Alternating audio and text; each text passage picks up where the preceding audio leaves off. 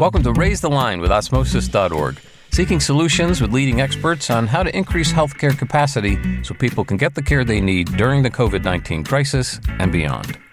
Hi, I'm Shuk Viglani, and today on Raise the Line, I'm really happy to be joined by Tammy Sun. Tammy is the CEO and co-founder of Fertility, which is a customizable fertility benefit solution for employers, including egg freezing, in vitro fertilization, and other fertility care. Prior to that, she was director of partnerships at Evernote and has over a decade of experience in politics, having worked at the Clinton Foundation and the White House previously. So Tammy, thanks for taking the time to be with us today. Yeah, thanks for having me. It's great to be here. So can you start by telling us a bit about your background and what led you first to politics, then to entrepreneurship? Sure. It was an unconventional path, and I never expected to be an entrepreneur or a founder. You know, what I was really drawn to about politics and campaigns and government as a platform was just really the ability for government to be a way to impact change at scale. And so I spent a lot of time between New York and DC, really focused on sort of what are the different levers within government and also within politics that can, help improve people's lives at scale. And I think that's one of the real similarities between government and technology, even though, there might seem like a lot of distance between sort of those two worlds, between Silicon Valley and the Hill or DC. But it's really sort of, I think, a major commonality is just the desire. It attracts a certain type of person, and the type of person it attracts are people who want to do things at scale. And so technology is a platform to do that as well. And so after spending about a decade in New York and DC, I came over to Silicon Valley to work in the private sector.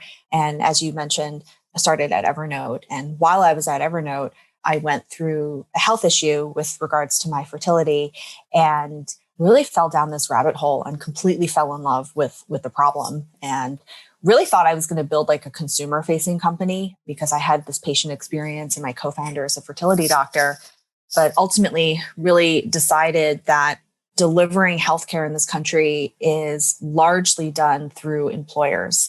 And so that's what we do today is we partner with employers to deliver fertility healthcare and make it as standard as medical, dental, vision health. Yeah, it's a really impressive kind of goal and the traction you've achieved so far. I've been really enjoying seeing how much investment has been going into women's health. I know Hallie Tecco at Rock Health did a lot of this early on, and it just seems over the last 2-3 years, there's been an explosion in the number of companies doing this. Can you tell us a bit more about Carrot and like the growth you've seen, as well as the fact that I know you guys just completed Series B funding. So what do you think is driving your expansion and what are your plans for growth? Yeah, I mean, there's been a lot of really great activity, as you mentioned, over the past couple of years. And I think it's a reckoning and a recognition of just how big this category was. When I first started the company, talking to investors, there was a predominant idea that fertility was a niche part of healthcare, that this was something that only a small group of people would really care about, or only women of a particular type who wanted to do egg freezing. And I think fast forward 3 or 4 years, and there is broad consensus and broad recognition now that this aspect of healthcare is much, much bigger than that. And that there are many diverse ways that people engage with their fertility health, not just women who want to do egg freezing and not just for the treatment of infertility as a disease. And so I think one of the things that we have seen over the past several years is a recognition that of the diversity of ways that people engage. So LGBT people will look to fertility healthcare in critical ways as they think about how they want to form and expand their families, whether it's through adoption, whether it's through reciprocal IVF. There's a growing need for donor eggs and donor sperm and material for fertility treatments. And so our growth has really been sort of powered by a deep recognition that this is a fundamental part of human healthcare, and that there are ways that all people can engage in their fertility health that are meaningful and important and should be standard when people, look at their health plans. Totally. I mean, as an employer ourselves at Osmosis, it's really interesting because we've been looking at like a lot of different benefits to offer, ranging from the standards. We have health insurance, looking at 401k. do you see, like, if you close your eyes and look at 5 years from now, do you think this is something every employer will offer? And can you give us a sense of like how many employers currently offer something like this, as well as the traction you've achieved so far for our audience? Yeah, I mean, if you fast forward 5 years, I definitely think fertility is going to be a standard part of what people expect when they go to work. And when you look at sort of the history of how these things evolve, in the 70s, it wasn't always the case that dental and vision were a standard part of compensation at work. A lot of that was driven by unions and demand from employees that this was important. And so now when you go to work, you sort of expect that there's going to be some sort of medical coverage, there's going to be dental, there's going to be vision, that's sort of table stakes.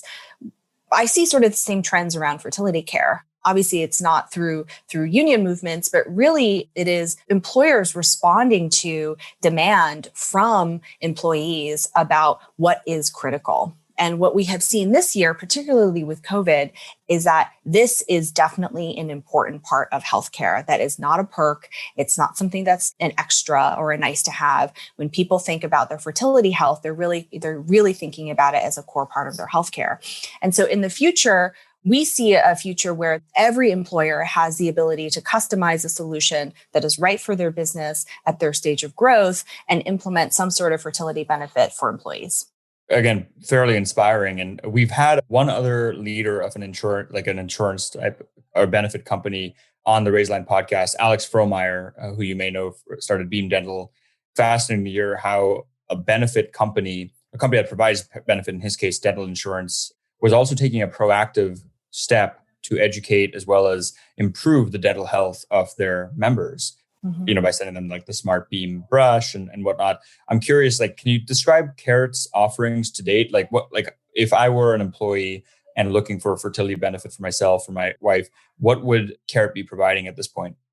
Yeah. So if you're an employee and you have access to Carrot, essentially what you have is a few different major things. One, you have employer-sponsored dollars that you can use through Carrot to pay for your fertility treatments. For those who don't know, fertility treatments are relatively expensive. IVF, egg freezing, these cost thousands of dollars. And so the first most important thing you get is financial coverage from your employer for this aspect of healthcare. The same way that you would get financial coverage for, if you broke your arm, right? And that's scalable for your company and for your employer in a way that's right for your business at your stage of growth. So, we have employer customers that provide $10,000 worth of coverage per employee. We have employers who provide $150,000 worth of coverage per employee. And so we really are able to scale up or down to help employees access financial coverage. The second thing is that you get an app and a care team. So you get text, video, and voice chat with a care team that is curated and personalized for you. So let's say you are a female who is looking to do egg freezing. You might have a fertility nurse who you can book video appointments with and help you do your shots. If you're a male employee with a male partner and you're looking at adoption, you might have access to an adoption lawyer to help you understand how to get that process started. What are the costs associated with it? And the Carrot benefit can flex to pay for both of those types of care and treatment. And so if you are somebody who has Carrot, those are the things that you could expect. That's fascinating. I actually didn't realize the full scope of what you all do for the members. So one thing I've been hearing a lot about because of COVID is the disproportionate effect it's had on certain parts of the workforce, not only people who have to work in person versus knowledge workers and remote workers, but also, there's all these evidence that more women are leaving the workplace because of COVID to do the childcare at home. So we're kind of taking 2 or 3 steps back from all the progress that was made over the last few years. Do you mind commenting a bit on that, but also what other effects COVID has had on Carrot and maybe, what you're seeing across the healthcare system as well? Yeah, I mean, there's a ton of disproportionate impact this year on different populations, not just from COVID, but from other things that have happened this year. We certainly recognize and see that, for example, Black people are disproportionately impacted in the healthcare system, and the fertility healthcare system is not exempt from that. And so earlier this spring, in the wake of the George Floyd murder, we built and shipped a feature in our product to help BIPOC members or employees who have Carrot access fertility doctors and fertility clinics and providers who are also BIPOC. And so there's a lot of data that shows that people who can connect with a provider of a similar race and a similar culture actually produces better health outcomes. We know that in this country, Black women suffer disproportionately when it comes to pregnancy and maternal care. And so the ability to, build a product that supports not just women, but Black women and other BIPOC people is something that is really important to us. Our mission is fertility care for all, regardless of age, race, sex, sexual orientation, gender identity. But in the wake of the George Floyd murder, what we discovered was that we did not include race explicitly as a part of that mission. And we have added it since because we want to be really thoughtful and conscious and deliberate about thinking about race as a factor when it comes to access to care and the different challenges that particularly Black women face. Thank you for expanding it. I know we talked about COVID, but the racial injustice aspects are strong. And you're right. I don't remember the stat offhand, but I believe it was something like 2 to 3 times more likely to have a mortality issue, Black women at pregnancy than their white counterparts. We also work with a number of historically Black colleges and universities like Morehouse and Howard at Osmosis, and are really supportive of like the mission to get more people of different underrepresented minority groups into healthcare careers, not just MD and DO, but midwife and PA and pharmacy, et cetera. So that's great to hear that you guys are doing that. Within the context of COVID, even women bear a disproportionate burden, and the Black community bears a disproportionate burden as well. They're disproportionately impacted by COVID. And so I think, for folks who are building products in healthcare, for folks who are in this space, I think it's really important for all of us to think about what is the diversity of the different types of people in the populations who are using your product, and to really make sure that you are building user experiences that support everybody. And not just from a user experience perspective, from a member having a great experience, which is important enough, but really from an outcomes perspective as well. Totally. We've had a number of people from the telemedicine community on the Raiseline podcast. Obviously, we've had the American Telemedicine Association president, Dr. Joe Kvidar, but also 98.6, American Well, and others. I'm curious, how do you see Carrot? I know you said you offer like fertility coaches and adoption lawyers to your members. Can you talk a bit more about like telehealth and other trends in healthcare that you see as here to stay because of the COVID crisis? Yeah, I think your emphasis on bringing guests on who are working in this telehealth and telemedicine space is a good instinct, because I'm sure all of us may agree that, telehealth and telemedicine really isn't going anywhere in a post-COVID world. And for us, we see similar patterns with regards to fertility care. Certainly, there are aspects of fertility treatments that you can't do at home and that you can't do online, right? There's, IVF is a surgery. And so you need to be in a physical facility. Where we see a lot of opportunity and where we have seen our product and members and customers really gravitate to is these telehealth and telemedicine features. So what are the things that we can do to support members in their fertility care at home before they enter a clinic? So there are things that you can do at home, and there are interventions that you can introduce much earlier in the fertility care experience. So for example, earlier this year, we launched Carrot at Home. And what that is it allows people to access interventions, products, and services outside of the clinic. So Ava is one of our partners. It's a world-class wearable that uses biosensors and bio tracking to identify for a female who is subfertile the ideal fertile window. And so 30% more subfertile women will be able to achieve pregnancy over 6 to 12 months without the intervention of IVF altogether. And so when we look at that, we really want to be able to double down on that, double down on telehealth, double down on telemedicine in a way that allows people to get care along a continuum that is inside the clinic, but also outside. One reason I'm excited to follow Carrot's progress over the next few years is as I mentioned, I think a lot of women have left the workforce because of COVID, and we're going to have to do a lot to get them back in. And I think your organization can really help employers do that as well. I know we're coming up in time, so I had two other questions for you. The first is about, we have a large audience of current and future healthcare professionals. Many of them are going into women's health careers. What advice would you give them about meeting the challenges of COVID and beyond? And what would you like to tell them about, their career choice? Oh, well, I mean, I don't know if I'm one to give career advice, but what I would say is when I think about women's health, and for those who are sort of aspiring to come into this space, I would encourage folks to really think about this as broadly as possible, because I think the opportunity is even broader than women. Even with fertility, 40% of members who come into our product are male. So 40% of members are male, 53% are female, and the other don't identify.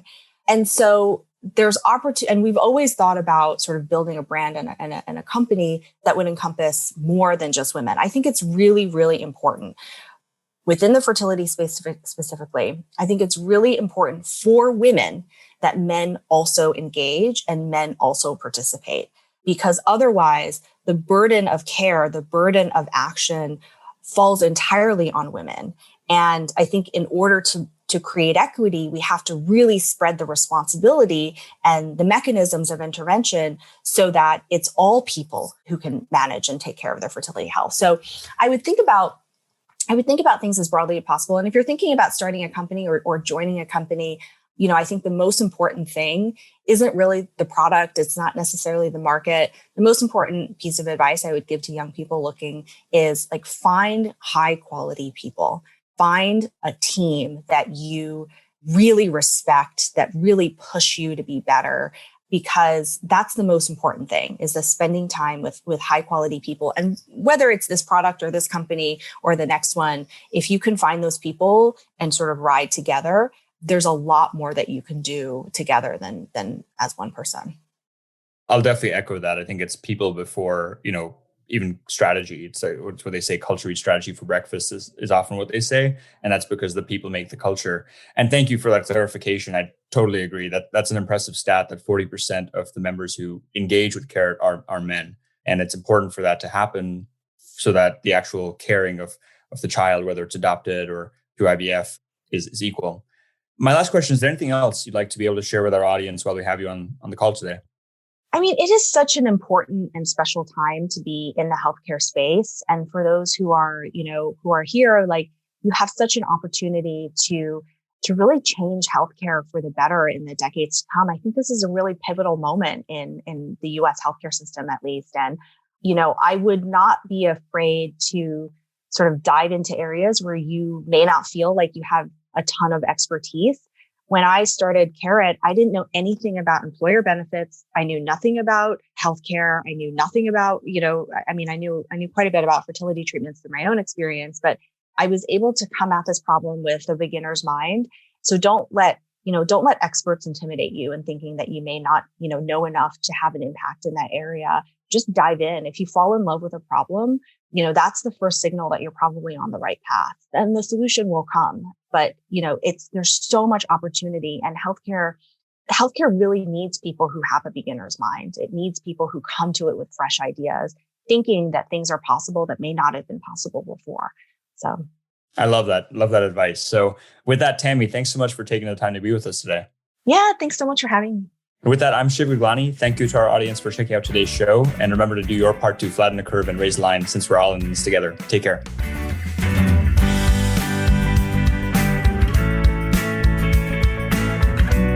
For more information on how you can help raise the line and flatten the curve, go to osmosis.org/COVID-19. If you like this podcast, please share it on your social channels.